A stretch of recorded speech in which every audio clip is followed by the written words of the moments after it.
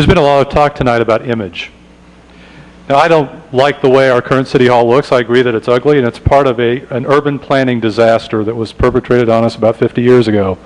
One of many that was done in the name of being the key to revitalizing downtown, as Mayor Taylor was talking about. I think we've heard that the arena was going to be the key. We've heard that the Williams Center was going to be the key. Putting the main mall in was going to be the key, and taking it out was going to be the key. So it's time to kind of shut the emotional appeals down and focus on facts.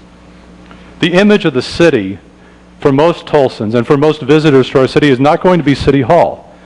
It's going to be the streets of our city, our crime statistics.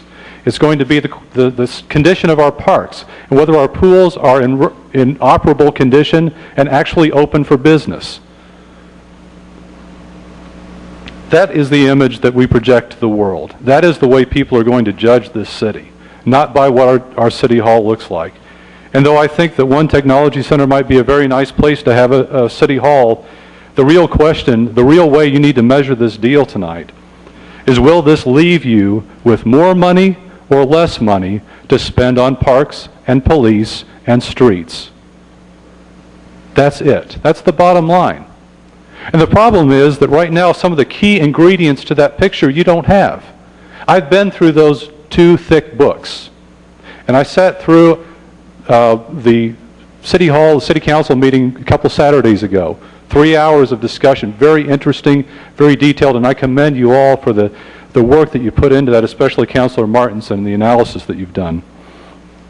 But the key data point that's missing is the current cost of operating our city facilities.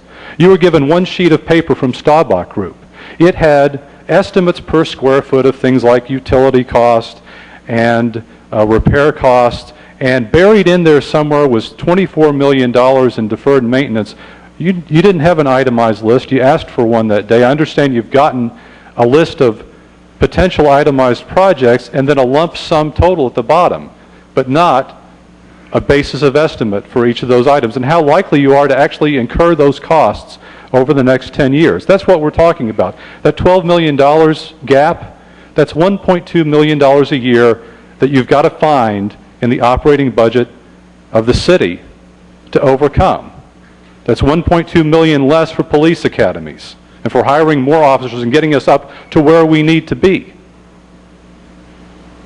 Until you have accurate costs. And the city finance department ought to be able to give you that. To the penny, what we have spent as a city on utilities, on maintenance, on repairs.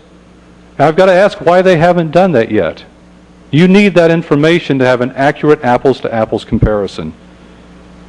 You also need an accurate estimate of these deferred maintenance estimates. Each individual item, how much labor, how much materials with some backup material behind it to justify what you're being told. But you don't have that right now.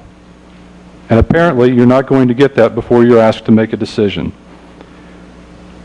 And of course, this whole data package was prepared by a company that stands to make more money if you vote yes tonight than they will if you vote no.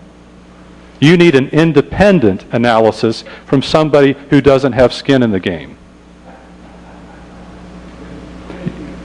And this last-minute deal sounds interesting and positive if it does, in fact, remove risk.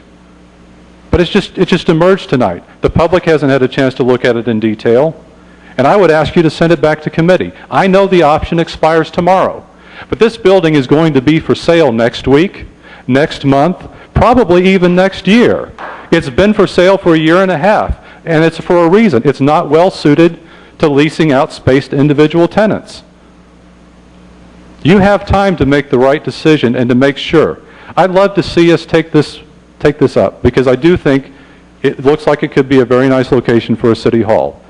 But I can't justify that decision if it means we have less money to spend on the things that matter most to the citizens of this city and to our visitors. That really does project the image of what our city is all about.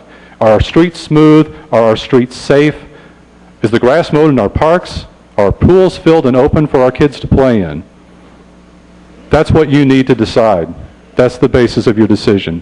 Thank you. Mr. Bates. Mr. Bates. Mr. Bates. Mr. Bates. Mr. Bates, a few questions, please. If you don't mind. You said there were things missing from the books that would be useful for our analysis, and you talked about a couple of things. Or anything else missing from the books that you reviewed that you would like to analyze? Well, those are the key. The cost and the detailed costs of what it has cost to operate our city facilities over the last several fiscal years, so you have a good estimate going forward of what it will continue to cost. And then the details of this $24 million, or whatever the number is now, the specific things that have to be fixed and how much that's going to cost. That needs to be addressed. And of course, Councilor Martinson's issue on the income side also needs to be nailed down more than it has been, I believe. Thank you. The second question is, this last-minute amendment that Councilor Carter has proposed was hammered out over 2 different evenings this week, and I was a participant in that.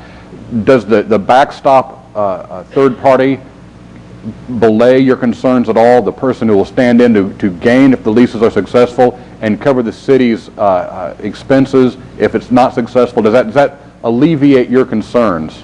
No, it does not. Okay. Not entirely. And does the holding the synergized properties that are sold, holding those proceeds in trust to cover the city's expenses should the leases not provide the revenue stream necessary, does that alleviate your concerns? That was that dealing with the properties that we would be vacating, assuming that 23rd and Jackson, the current City Hall, and other locations, when we bring City Hall activities under one roof, essentially. Well, given that likely we will have to give away this property to get a hotel to locate here, just as Heavenly Hospitality was asking us to do at the property on Denver, I wouldn't count on that money being available.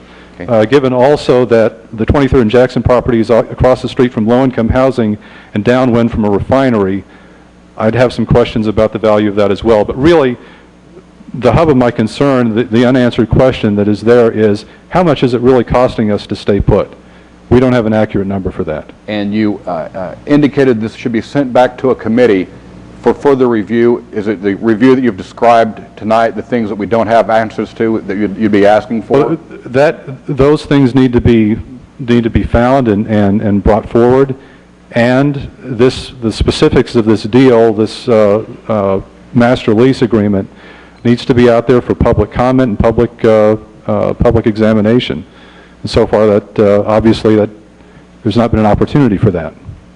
And final question, what would you describe as the 3 best or most attractive aspects of the potential move to the One Technology Center for the city of Tulsa? What would be the best things from your perspective? I think the possibility that we will break up the Civic Center, that we could reopen 5th Street to traffic, that we would be placing the City Hall not just among a bunch of other government buildings, but in a more mixed environment with commercial development nearby. I think that's a positive for the city. But